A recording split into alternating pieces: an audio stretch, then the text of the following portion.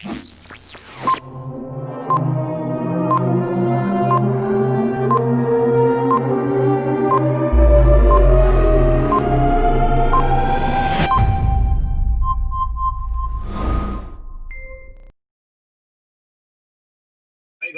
welcome to Stunner Share. So today in this video, what we are going to see is Secret of Pivot Box book reading continuation. And the topic what we are going to see today is pivot range trend analysis. So what is pivot range trend analysis?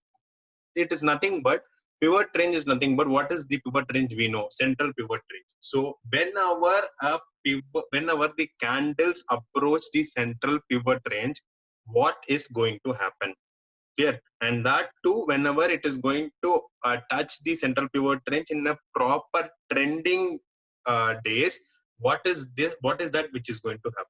So he is starting with the line which people used to tell, like buy the dips and sell the rips, buy the dips and sell the tops, like sell at the top. Whenever the candle reaches the top, we can sell it, and whenever the candle reaches the bottom, we can buy it. But people will not be knowing, okay, buy the dips is fine, but when to buy it, and sell the tops or rips is fine, but when to sell it, how to sell it, on what confirmation or on what basis to sell it. So that is what he's trying to explain over here. So here actually buying the dips means whenever the market is in an uptrend, clear, whenever a market is in an uptrend, any pullback in the uptrend is a buying opportunity, and that is what mean by buying the dips.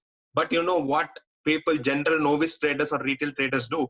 Whenever the market is falling very badly, they will be like, okay, I will average now, so they will be buying the dips. So buying the dips does not mean you need to buy whenever the stock goes to the lowest price.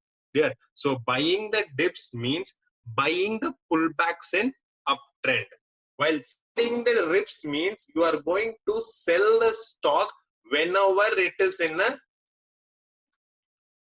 downtrend. So whenever the stock is in a downtrend, one second guys, there is some issue.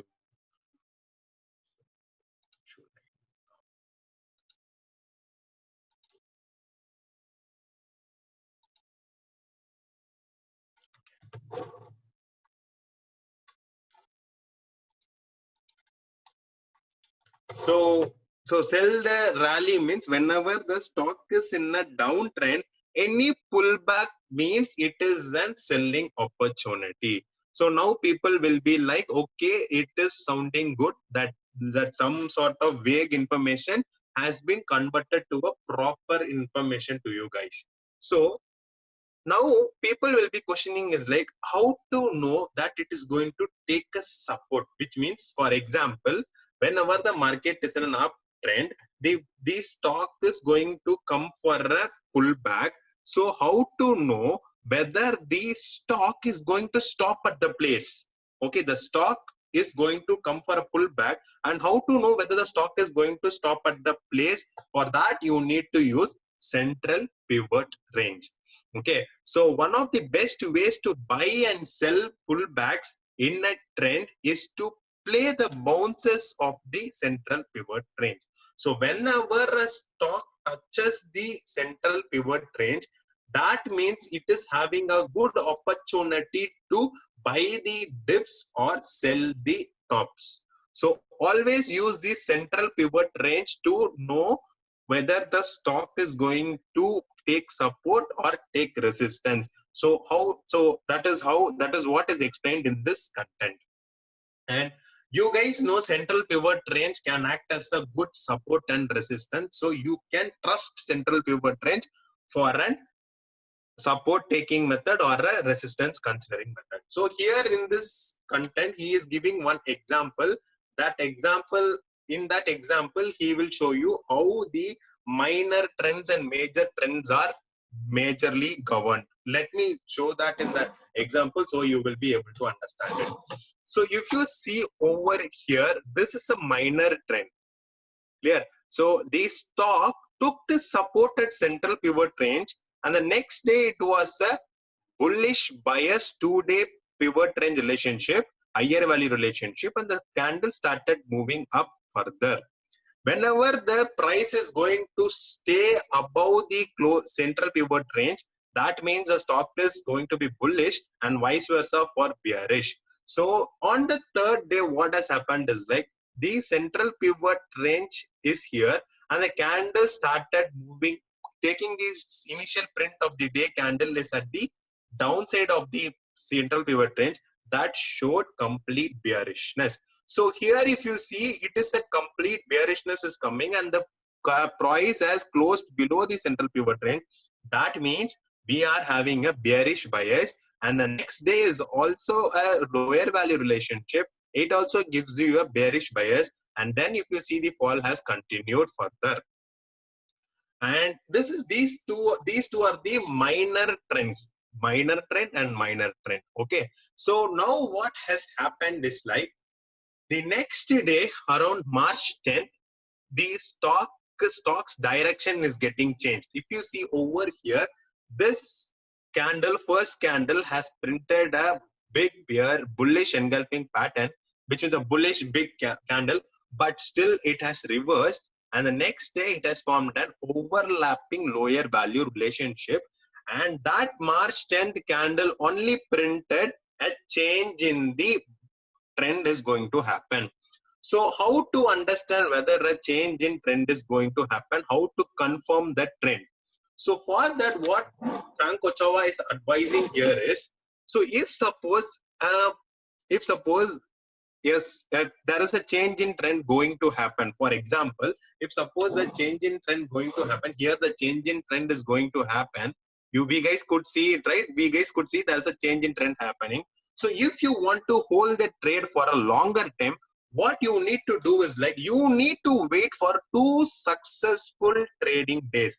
That means 2 successful trading days means this, in this area, what has happened is like the change in trend has happened. It was a downtrend, and from here the trend has changed to a bullish trend, and this day is the first day and this day is the second day. These 2 days must ensure that 2 successful same bias trend has happened.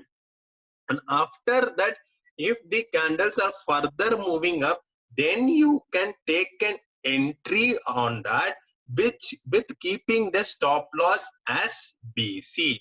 So for an uptrend, the stop loss needs to be BC. That means bottom central pivot. And for an downtrend, the stop loss or this resistance will be the TC, which is nothing but top central pivot range. So how to identify or how to know where to buy, when to buy is like, whenever the candle is approaching the CPR, you need to wait and watch the price action, and upon that you need to take a trade. So whenever you see a hammer around the CPR, so that means you can take a trade for a bullish bias direction. For that, prerequisites are there or should be there. What are the prerequisites? The trend should be an uptrend and the support is taken at the central pivot range, and you can buy at the dips. So this is what mean by buy the dips.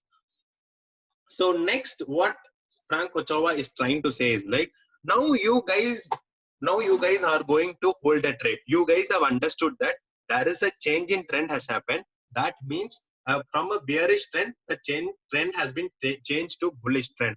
Now you are going to hold the trade.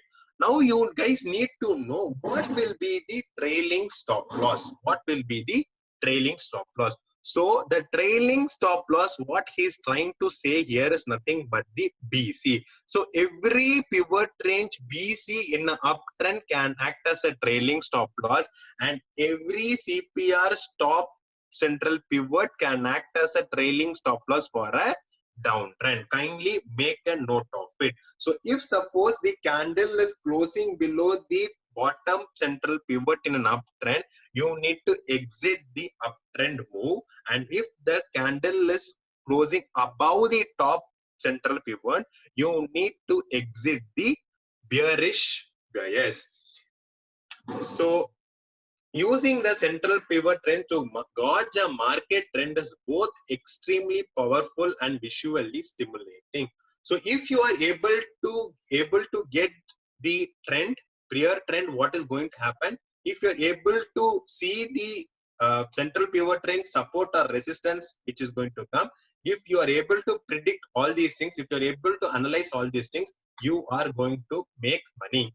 Now in this scenario, he is giving a scenario. He is going to remove all the candlesticks, whatever is there, and he is going to just give you the central pivot trend, and he wants you to analyze what is going to happen. If you guys see over here, this is a bullish bias, and that trend has been an uptrend. And this is a bearish bias, and the trend has been in a downtrend. And this is a bullish bias, and this trend is in an uptrend. Clear? So in a bearish trend or a bullish trend, even without the candlesticks, we can able to understand with the help of CPR, central pivot range. So always try to analyze the stocks using central pivot range, and also check with the candlestick patterns and price action, and how the candles are going to react when it is approaching CPR. So that will give you an edge in the trading. Now he is giving you an example. In this example, what you could see is like the candle started with the bias of bearishness, and if you see the central pivot range also, it has a lower value CPR. So whenever a lower value CPR has happened, that means the trend is bearish. And if you could see over here, the candle started falling down, and it always took a pullback to TC of the CPR, pullback to top central pivot range, and it did not have a close. It always had a wick and started moving down. Clear?